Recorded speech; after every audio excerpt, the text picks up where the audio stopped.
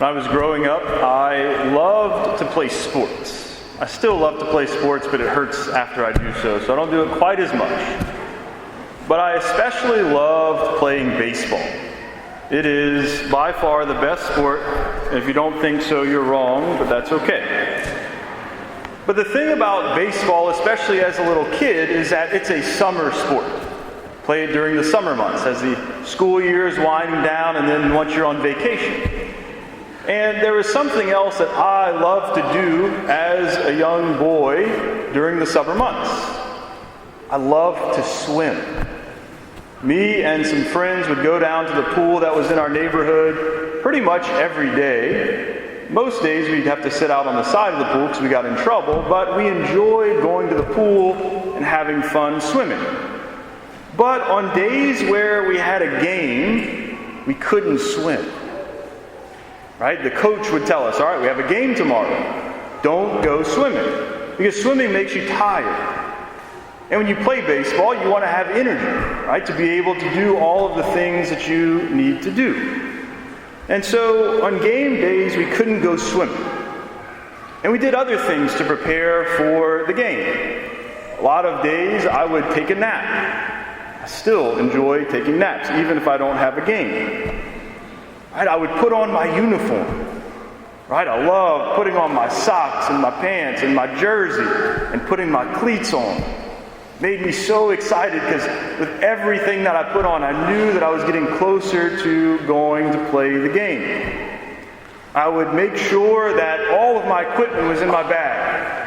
I would check and double check and triple check to make sure that my glove and my baseballs and my bat and everything I needed for the game was there and ready to go. Later on, as I got into high school, I would make sure that not only did I have water, but that I had sunflower seeds, because that was the most entertaining part of the game when I was sitting on the bench. I had all of this to prepare for the game, to prepare for what was coming so that I could be ready and focused. And the bigger the game, the more intensely I prepared. The more meticulous I was as I was getting ready. Now, in the gospel that we just heard from the Gospel of St. Mark, we hear several times talk about preparing for the Passover. That Jesus sends two of his apostles to go and to prepare for the Passover feast. This was a great celebration of the Israelite people. It was one of their highest celebrations, and so they made preparations. They took care to make sure that everything was ready. And so there were two types of preparations that they had. They had the sort of outward, we'll call it, preparations, where they made sure that the table was set the way it needed to be, right? Everything was in place that they would need, that they were all together, right? Make sure you mark it on your calendar when Passover is this year. You got to be there, right? All of those sort of outward preparations. But then there were also inward preparations. To partake of the Passover meal, they had to be ritually pure. And so they would make preparations to not do anything in the days, perhaps weeks leading up to Passover, that would make them impure, so that they could partake of that Passover meal. Now today, we are celebrating a new Passover.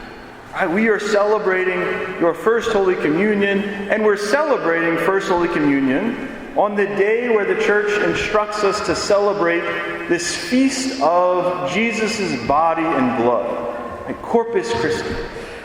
Once a year, the Church reminds us of how important it is that we have the body of Christ. That in what looks like bread and wine, after the priest says the words of consecration, is really the body, blood, soul, and divinity of Jesus. This is a big day for the Church, but it's a big day for you who are making your First Communion. And so, because it's such a big day, there's been a lot of preparation. Right? You've had to come to class on Sundays, or maybe you were in Catholic school, right? You had classes that you had to attend to prepare you for what you are going to receive today. Right? Some of you, hopefully all of you, discuss these lessons in your home. Right? Parents teaching your kids what we believe about the Eucharist. Teaching your kids how much of an honor and a gift it is to receive the Eucharist. Right? All of those things that are so important. You've maybe worked with your kids on how to receive practically. Right? Stick out your tongue this way, or put your hands this way. Right? Making sure that we treat the Eucharist with respect and dignity because it is Jesus present there in the host. We even made you come to Mass, or to church, rather, on a Saturday. How mean is Father? Right? You had to come last Saturday and practice so that this ceremony would be beautiful, so that you would know what you were doing, and so that this wonderful celebration could be that much better. Right? Those were all different types of preparation that you made over these past few months to be able to receive Jesus in Holy Communion today. And then after practice, you made sure that you were ritually pure, internally pure, to be able to receive Holy Communion by going to your first confession.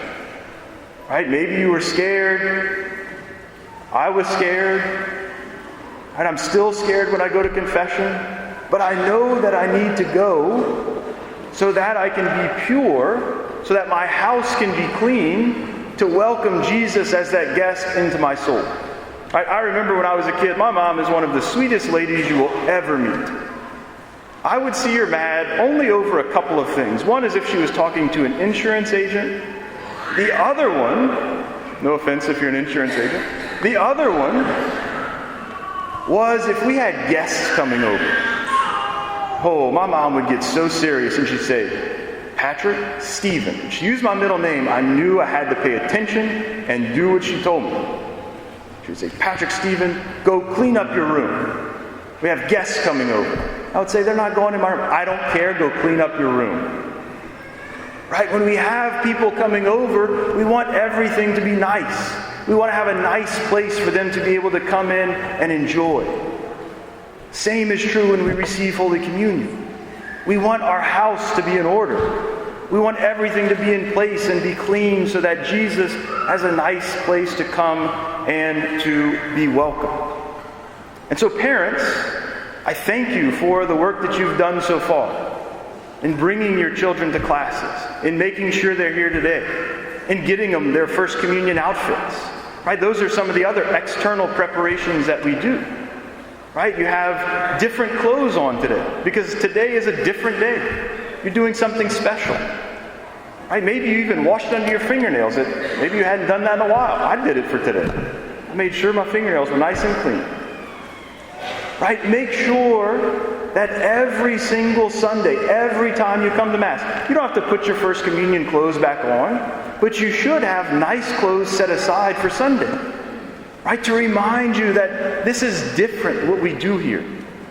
Right? I've had the habit since I've been a priest, I have a different pair of shoes. You're all going to be looking at my shoes now and saying, Father, they're not that special, but they're a different pair of shoes that I wear on Sundays and holy days than the ones that I wear every other day of the week. It's a very small reminder to me that this day and this celebration is different. Right? And so make sure that you dress nice. Make sure that you comb your hair. Make sure you brush your teeth. All those things, when you should do that all the time anyway.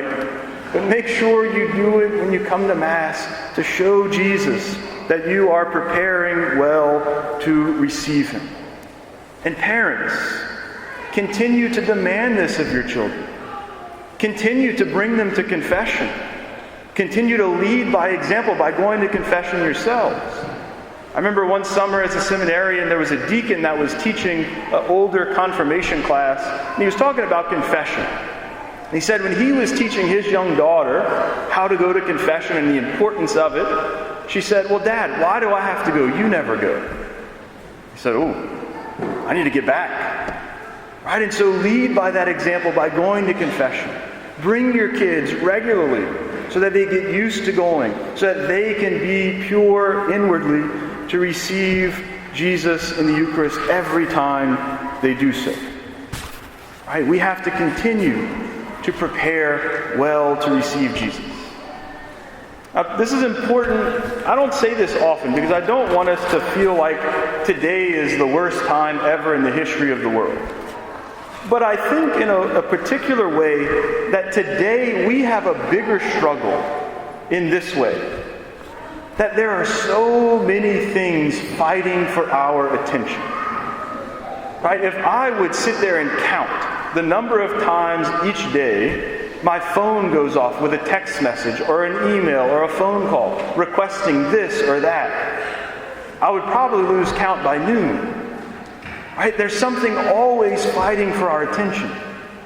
And so by preparing well to receive communion, by preparing well to go to Mass, it helps us to focus in on that one thing that's necessary. It helps us to focus in on Jesus.